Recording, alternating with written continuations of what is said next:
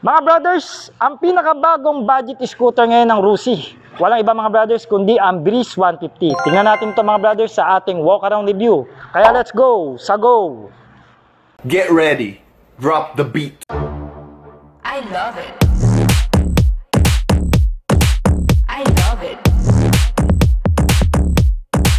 I love it. I love it. So mga brothers, eto na nga, ikutan na natin ang mabilisan nitong Breeze 150 ng Rusi. Sabi sa akin dito, nilabas daw ito last month lang, ngayong 2024. Siguro mga ngayon, April o mga March nila nilabas to o February. Alright, so isa ito mga brothers na budget scooter na may offer ngayon ng Rusi dahil sa cash price niya lang na 55,000 pesos. Meron ka na isang 150cc na scooter na maaari mong pang point A at pang point B. Okay, panghatid sundo, pamalengke, alam nyo na, pamasok sa trabaho, eskwela at negosyo. Alright, so magandang kulay ng block niya, no? Very imposing yung pagkaka-block niya, para something na parang agresibo para sa akin, no? We have a pointed handlebars dito na may pairings. Ang maganda pa rito, meron itong park lock mga brothers, no? At nandito ang ating turn signal lights na LED. At meron tayo ritong pointed na chest mga brothers at split type na headlamp, no? LED na rin po yan. At ganito po yung nauuso ngayon mga brothers, hindi na po kita yung ating bombilya ng LED. Ang fender naman natin dito is meron tayo ritong mga shape and linings. And ayan, no, tingnan nyo naman, flexible na flexible mga brothers. Saan ka pa? Ang Rusi sumasabay na ngayon talaga pagdating sa pairings quality, hindi ka tulad dati ngayon, no? At meron tayo rito nga conventional front telescopic port. Okay, at ang ating disc brake dito maliit lang naman ang disc rotor, pero wag ka mga brothers dahil ito ay naka 2-pot piston caliper. Meron tayo ritong 80/90 na gulong mga brothers at gumagamit ito na tube type na goma, no? Nakamags tayo rito ng matte color and I guess this is aluminum, no, na mags. Okay, punta tayo rito mga brothers sa kanyang floorboard. Nandito yung battery at malaki ang floorboard natin dito. I can tell maganda ang threads, magaspang, makapit. Meron tayong utility hook, sabi ko nga, at easy access na package, parehas yan. Alright, naka-shutter key tayo. Nandito yung seat buttons. Okay, and then naka-analog lang ang ating panel dito dahil sa itong budget lang. Pero okay lang naman. Basic switches, left and right, no? At ito ang ating busina, low beam, high beam, flasher, wala, okay lang. Ang grips natin sakto sa isang large na kamay at meron tayo ritong maliit lang na N-bar na bakal, no? Starting, patay ng ating ilaw at kill switch ng makina. Alright, no, ang upuan natin masasabi ko maganda ang upholstery ng Rusi, kanila na rin po yan, makapal, single tone lang ito.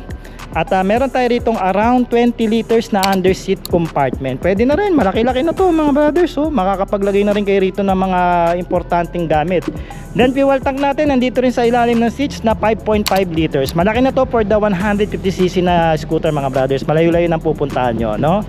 Siguro mga range ng fuel consumption nito around 35 to 40 kilometers since carburetor ang fuel system. Grab bar natin dito mga brothers, pakaganda na rin, matte finish. Alright, side profile nya, no, ito ang gusto ko sa Rusi ngayon dahil dati maraming sticker, ngayon very minimalistic na lang, so napaka-elegante na tignan ng design. May 150 lang tayo dito at meron tayo ritong Breeze. Okay, so bibigyan ka nga ng banayad na riding experience nito. Meron tayo ritong muffler na upright ang position mga brothers at ang kanyang muffler heat guard is flexible na, oh. Saka pa, hindi to basta-basta magsha-shattered. Ordinary ang tapakan ng ating pillion dito, pero okay lang, no? They do the job, no? Pagdating dito sa rear mga brothers, meron tayong LED na taillight. Ganda ng design, no? Simple lang, pero may mga shape siya at pointed siya, no? Reflector, ang ilaw ng ating plaka. Alright, naka drum brake tayo rito sa likod, pero wag kayo mga brothers, naka combination braking system naman to. Saan pa kayo, di ba? Affordable pero hindi naman tinipid sa features pagdating sa safety ng preno. Okay, so naka 14 inches tayo rito na gulong, 90/90 ang size niyan, and tube type pa po ito. Pwede nyo naman pa-convert ng tubeless yan, wala namang problema, magkano lang yung labor. Alright, ito yung kabilang side. Ang gusto ko dito mga brothers, may kickstart ang mga motor o scooter ng Rusi dahil gumagamit sila ng GY6 engine patent by Honda, no, di ba? So sa mga parts nito hindi kayo mahihirapan kasi marami silang parts, and also sa mga local shop na nagkalat sa lugar natin, marami pong parts ng GY6 engine. So sa mga long term hindi kayo pahihirapan nito. Alright? Yan. Nasa gitna na ba ako?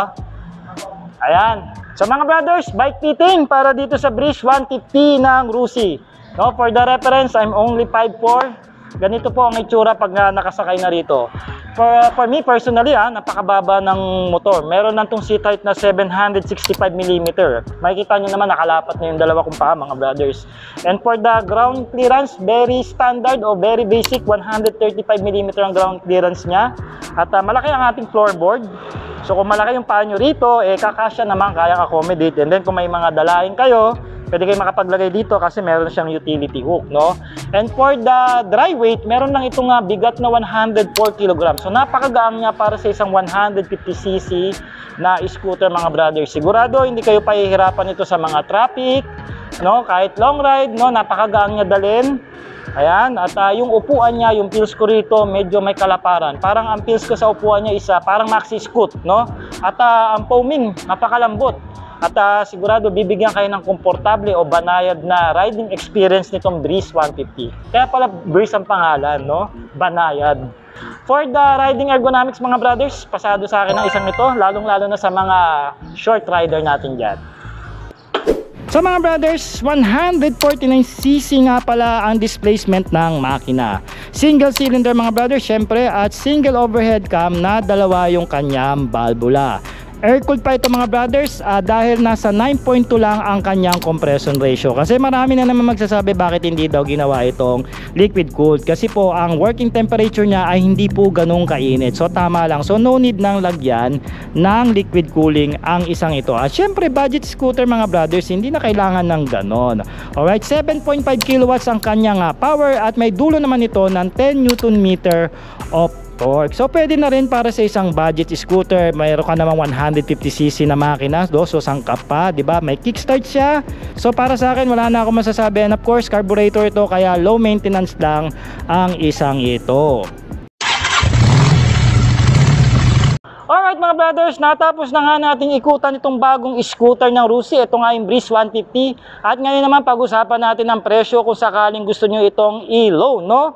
For the cash price, mga brothers, meron itong 55,000 pesos. Alright, ngayon kung gusto nyo kunin ng terms, magda-down lang kayo ng 3,000, mga brothers. At for the 3 years o magma-monthly kayo for 3 years, meron lang siyang 2,575.